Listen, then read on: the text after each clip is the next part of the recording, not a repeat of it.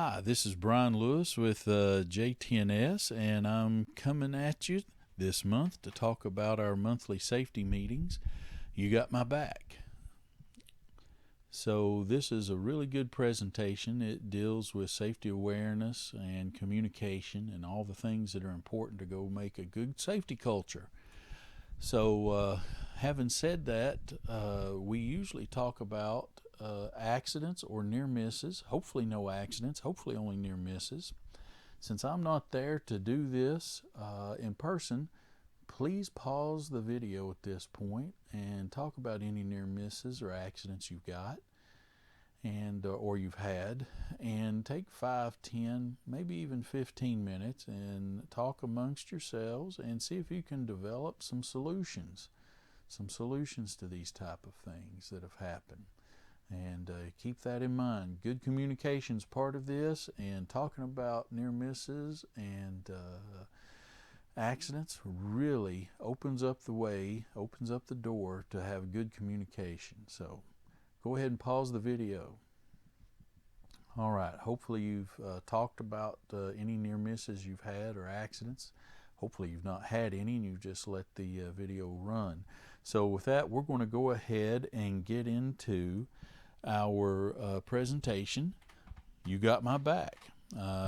Presentation on safety awareness, so keep that in mind.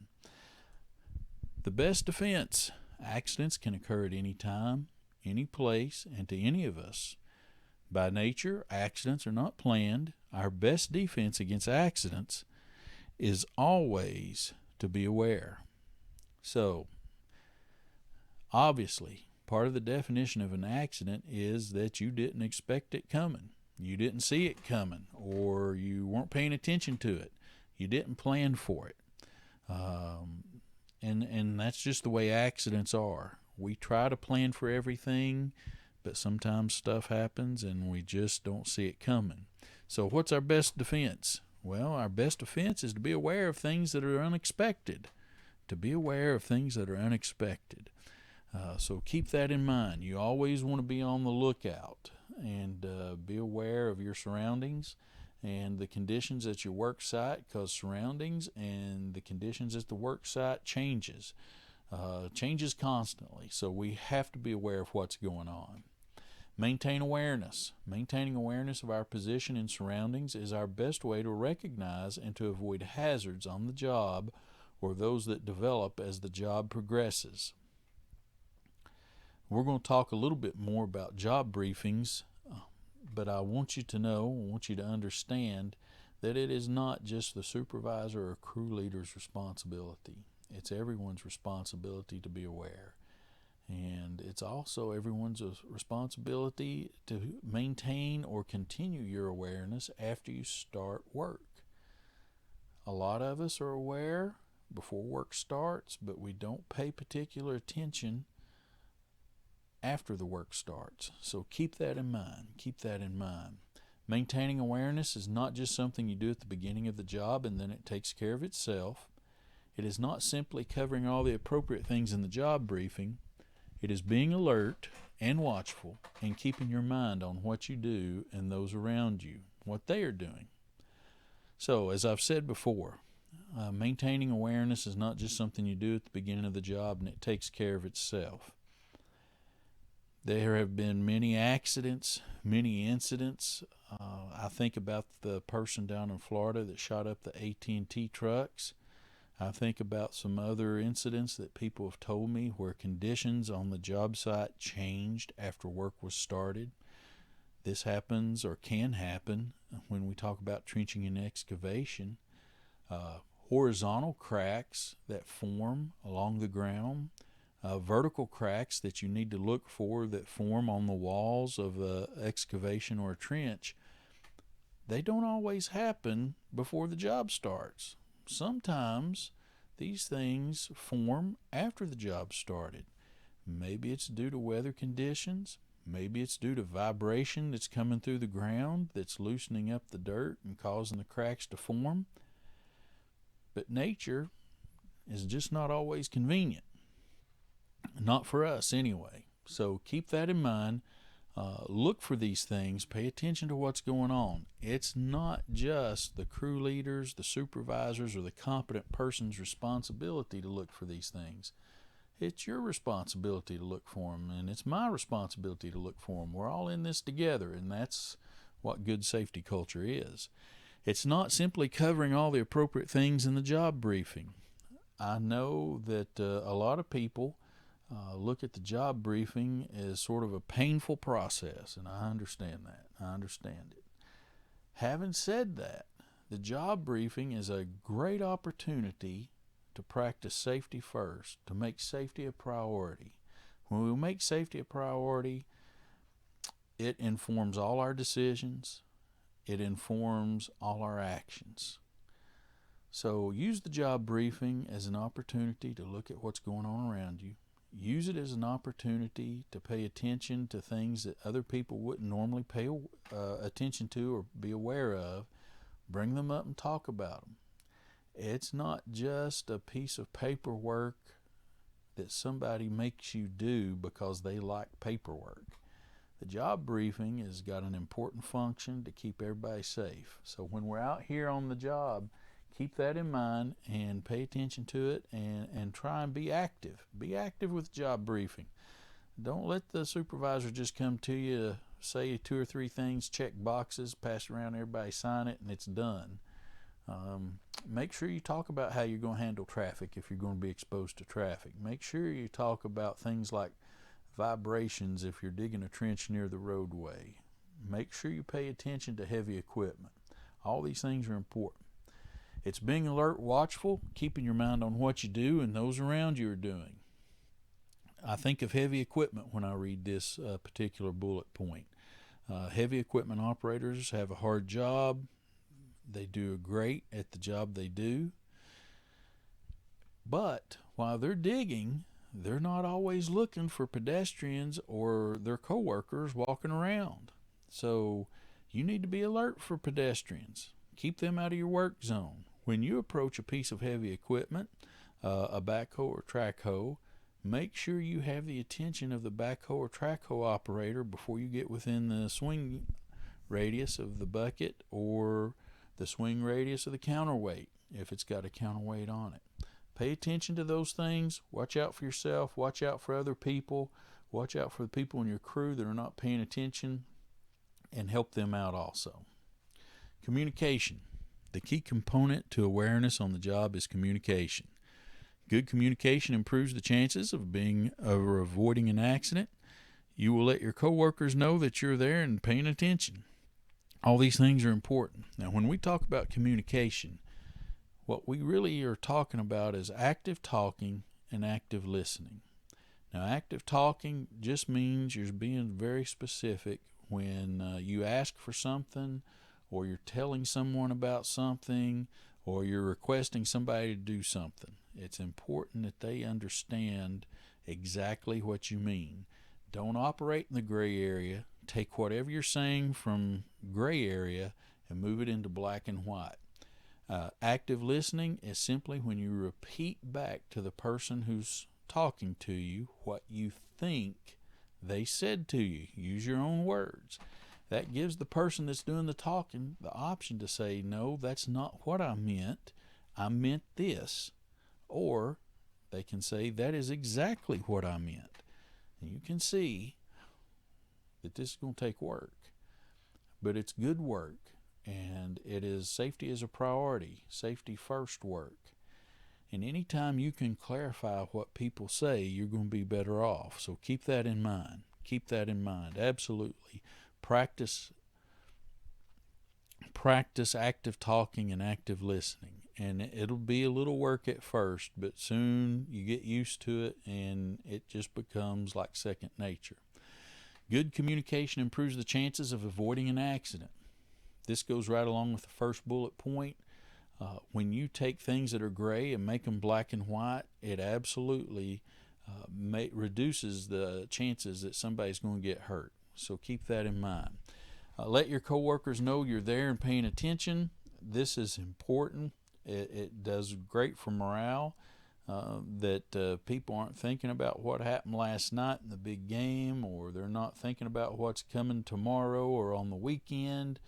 Let people know that you're in the here and now with them on the job site that you're working on. So keep that in mind.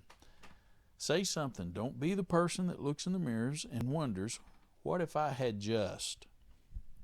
As a person that's done a lot of fatality investigations, a lot of amputations, a lot of catastrophes, I can tell you when I go, or when I have gone and done these inspections and talked to people, there's always 1, 2, 3, or more people. When you're asking them what happened that day, what happened before the accident occurred, they always look back and say, if I had just said something to that person to remind them, or if I had just, maybe that person would still be alive, or maybe that person would have their fingers, or maybe that person wouldn't be laying in the hospital with a brain injury. If I'd have just reminded them to put on their safety glasses and side shields, maybe they'd still be able to see. These are things that you really don't want keeping you up at night. So you may be a person that's passive by nature. You may be a person that's quiet. But you need to get over that. Because if safety is a priority for you, you're going to have to speak up. You're going to have to speak up and remind people what they need to do to stay safe. And the flip side of that's true too. We're all human. We're all capable of making mistakes.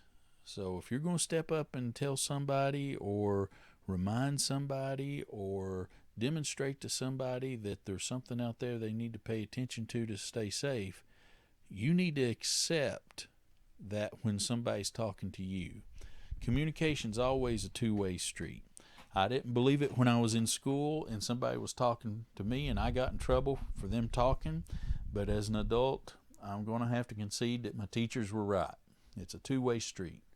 So keep that in mind and practice it. Understand it, and don't get upset when somebody comes to you, just like you don't expect them to get upset when you go to them. It's important.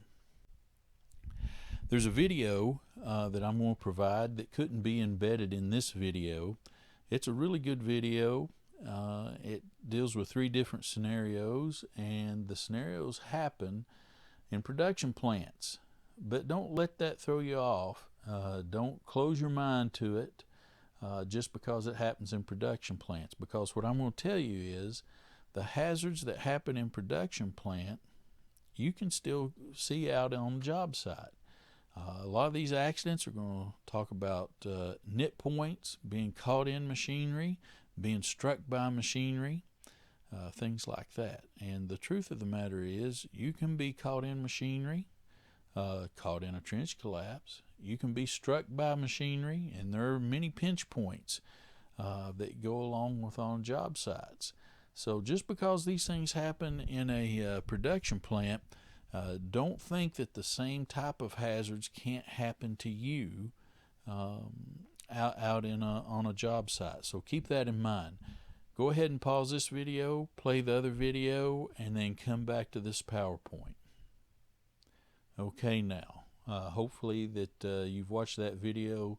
You've seen that there's some very real and lasting effects to people who didn't communicate about safety hazards very well. And just remember, just because they happen in a production facility doesn't mean they cannot happen to you on a job site. Back up your crew. Backing up your fellow crew members means you will not keep the important things to yourself. Having your coworkers back means you give honest feedback even when you have doubts or feel awkward. Backing up your fellow crew members. We've already talked about this.